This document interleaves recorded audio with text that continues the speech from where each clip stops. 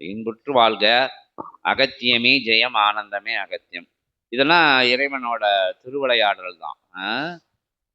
என்ன விஷயங்கள்லாம் நடந்தது அகத்திய பெருமானுக்கு தெரியும், அந்த சீடனுக்கும் தெரியும், சிவசபையில் உள்ள அவங்களுக்கு ஓரளவுக்கு தெரியும். எல்லா விஷயங்களும் தெரியாது.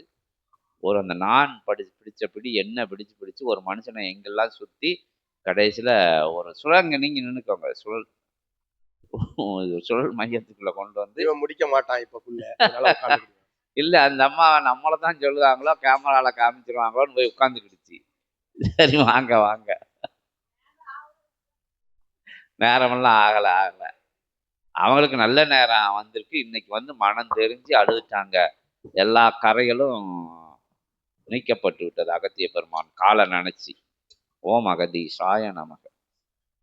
அகத்திய பெருமான்ட்டு இருந்து இப்படி வார்த்தை வரணுங்கிறதுக்காண்டிதான் உங்களுக்கு இவ்வளவு வெயிட்டிங். என்ன நானா சொல்லக்கூடாது, ஏன்னா நானா சொல்லி பார்த்தா நீங்க கேட்கல, பிரபஞ்சம் சொல்லி பார்த்தது நீங்க கேட்டுக்கிட்டீங்க.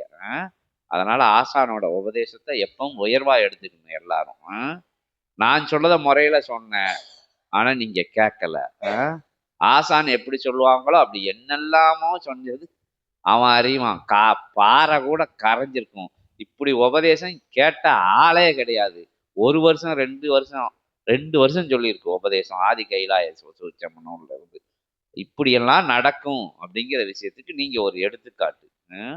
மனம் திருந்த எத்தனையோ பேர் மனம் திருந்தி மனிதர்கள் ஆகின மாதிரி நீங்க மகான்கள் நிலைக்கு உயரணும். இன்னும் இறை சபை பணியை நீங்க சிறப்பா செய்யணும். என்ன உங்கள்கிட்ட அகத்தியட்டு பெருமான்ட்ட அனுமதி கேட்காமத்தான் உங்களை உள்ள விட்டது. எல்லாம் மன்னிக்கக்கூடிய தன்மை இங்க இருக்கிறதுனால சித்தர்கள்ட்ட அகத்திய பெருமான் மன்னிச்சிருவாரு. இன்னும் 2 பேர் இருக்காங்க, அவங்க மன்னிக்கவே மாட்டாங்க. உங்க வீட்டுல இருந்து முதல்ல கிளம்பி வந்த ஆளு விஸ்வாமித்திர மகரிஷி. அவரெல்லாம் வந்து மன்னிக்கவே மாட்டாரு. சிவசபை விஷயங்களுக்காக பாம்பாட்டியும் அவரும் உங்க அகத்திய பெருமான அதட்டலுக்கு இந்த சித்த சபையோட எதிர்காலம் குறித்து யாரும் அகத்திய பெருமான் சொன்னார்ல, யாரும் வீணா போயிடக்கூடாது. சோடை போகா சீடர்கள் உன்னுடையவர்கள் நாங்கள் எழுதியிருக்கோம்.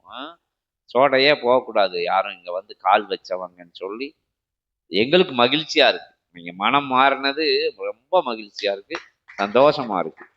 ஓம் அகதீஷாய நமக.